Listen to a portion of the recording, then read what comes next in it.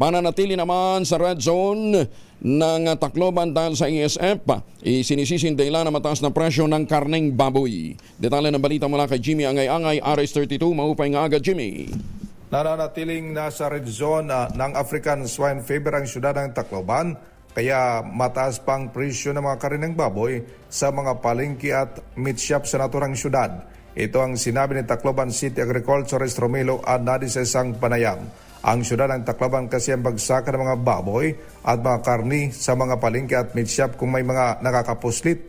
Apektado na ang mga lagang baboy ng mga residente na tinatamaan din ng sakit na African swine fever.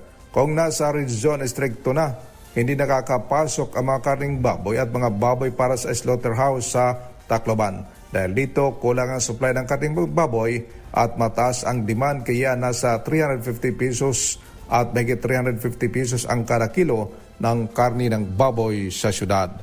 Mula dito sa DYVL Action Radio Tacloban, ito si R32 Jimmy Angay-Angay para sa DZRH, una sa Pilipinas, una sa Pilipino.